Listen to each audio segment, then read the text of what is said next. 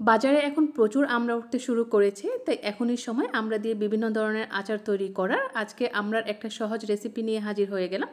আসসালামু আলাইকুম, সবাইকে তানিয়াজ কিচেন স্টোরিতে আবারও স্বাগতম জানাচ্ছি আজকের নতুন রেসিপি দেখার জন্য। আশা করছি রেসিপি সবার কাছে অনেক বেশি ভালো লাগবে। আচার তৈরি করার জন্য এখানে আমি 1 কেজি আমড়া খুব ভালো করে ছিলে নিয়েছি। এখন আমড়াগুলোকে খুব ভালো করে ধুয়ে নিতে হবে, যাতে করে এর মধ্যে কোনো পিচ্ছিল ভাব না থাকে।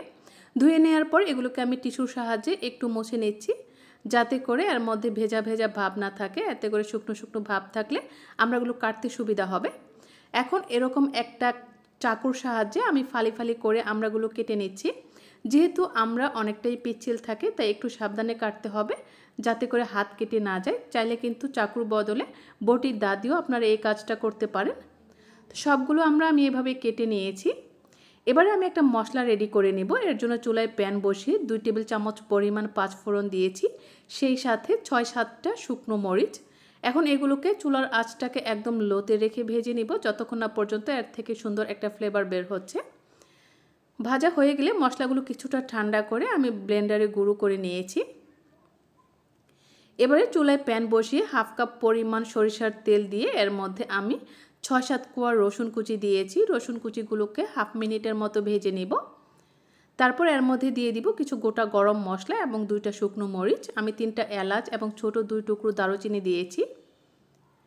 এগুলোকে 1 মিনিটের মতো ভেজে নিয়ে এর মধ্যে কেটে রাখা আমড়াগুলো দিয়ে দিচ্ছি। তারপর এর মধ্যে দিচ্ছি 1/2 চা চামচ পরিমাণ লবণ, 1/2 চা চামচ পরিমাণ লাল মরিচের গুঁড়া এবং 1/3 চা চামচ পরিমাণ হলুদের গুঁড়া।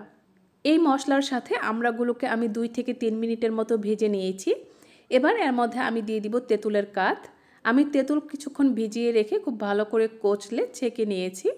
অবশ্যই আমড়ার আচারের মধ্যে তেঁতুলের কাঠ ব্যবহার করার চেষ্টা করবেন, এতে করে আচারের টেস্ট অনেক বেশি ভালো আসবে।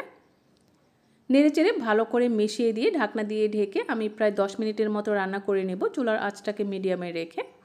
আর এরই মধ্যে আমড়া থেকে কিন্তু মোটামুটি পানি উঠেছিল। এবার মিষ্টির জন্য এখানে আমি 3/4 কাপ পরিমাণ গুড় দিয়েছি। তারপর বাটিটা ধুয়ে 1/4 কাপের মতো পানি দিয়েছি। আর আমড়ার আচারে একটু পানি ব্যবহার করতে হবে, না হলে কিন্তু আমড়াগুলো ভালো করে সেদ্ধ হবে না। তবে অবশ্যই জাল করে পরে পানিটা ভালো করে শুকিয়ে নিতে হবে। আর গুড়টা দেওয়ার সাথে সাথে কিন্তু অনেকটাই পানি উঠে গেছে এর মধ্যে।